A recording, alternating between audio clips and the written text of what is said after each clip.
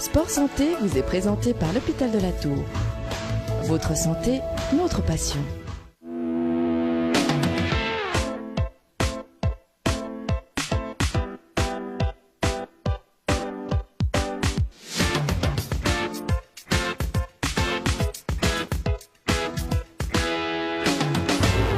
Salut à tous, bienvenue, merci d'être avec nous dans ce nouveau magazine Sport Santé. Aujourd'hui, on s'intéresse à la dépression chez le sportif de haut niveau. Vous allez le voir, le sportif de haut niveau n'est pas épargné. On en parle tout de suite avec Lucio Bizzini, docteur en psychologie.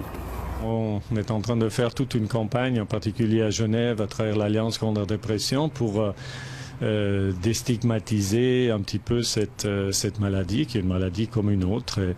Et donc, il n'y a pas lien de la cacher. Clairement, dans le sport, qui est un endroit dans lequel on aime que les gens soient forts, soient bien constitués, soient bien adaptés, etc. aux performances, le fait de révéler que la personne est dépressive, c'est pas vraiment l'endroit le plus facile à faire.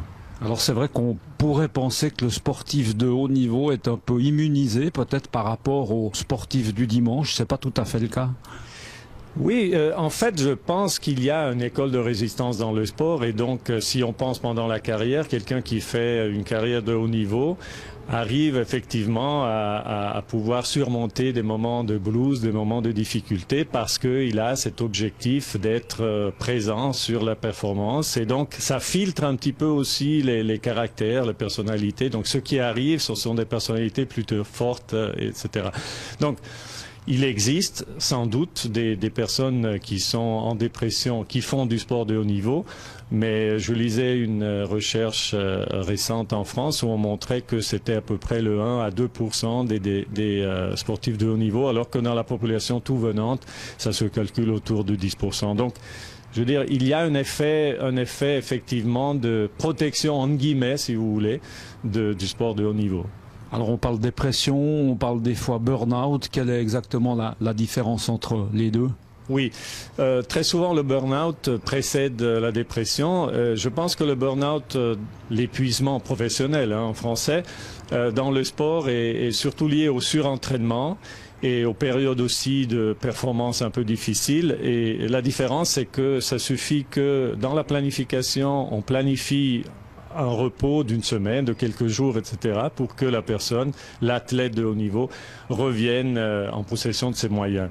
Dans la dépression, ça ne suffit pas de s'arrêter une semaine pour que les choses reviennent. Donc ça, je pense qu'en termes quantitatifs, c'est une différence importante. Et donc, en termes qualitatifs aussi, l'ensemble des symptômes dans la dépression est présent. Dans le burn-out, il y a plutôt la fatigue, plutôt le ras-le-bol, plutôt le doute de soi.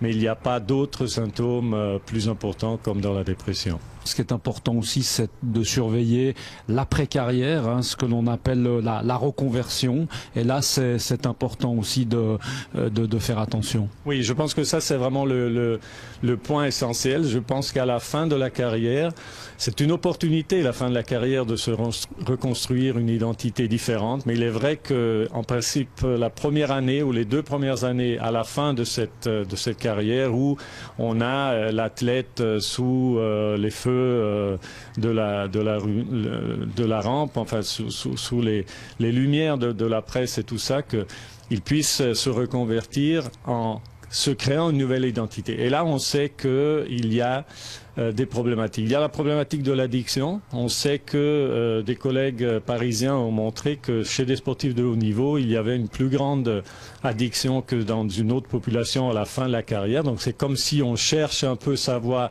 à travers le produit.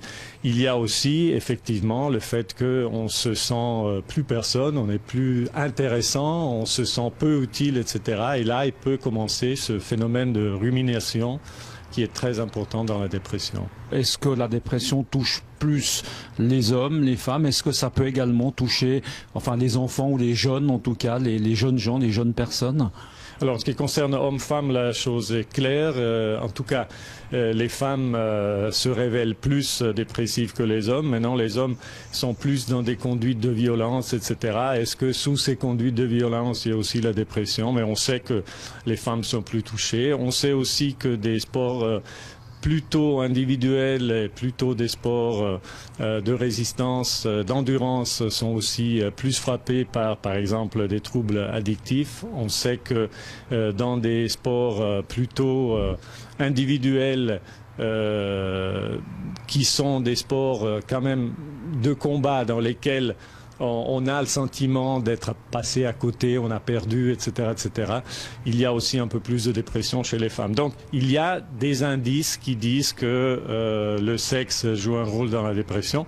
En ce qui concerne les jeunes, malheureusement, effectivement, il y a le passage de l'adolescence qui est un moment particulièrement important. Et le sport peut être une façon de, quelque part, se former une identité, se former une force, mais peut être aussi un endroit dans lequel on vérifie ses propres faiblesses et à ce moment-là, assez souvent, on abandonne le sport parce que ça devient insoutenable de voir que les autres sont meilleurs que soi. Comment est-ce qu'on soigne cette dépression? On la soigne avec de la médication, avec un suivi justement psychothérapeutique? Alors, je pense qu'on la soigne d'abord en reconnaissant qu'on est déprimé, et ensuite on soigne avec des professionnels qui vont vous proposer à la fois des médicaments et un suivi psychologique. Et je pense que ce sont les deux voies qui souvent, dans les cas qui sont dans les cas les plus sérieux, se combinent pour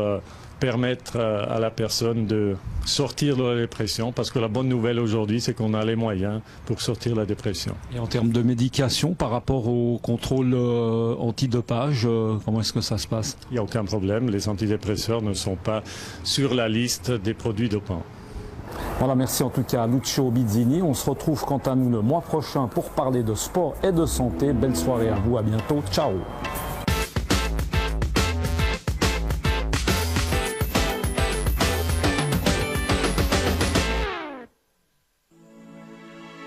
Sport Santé vous a été présenté par l'Hôpital de la Tour.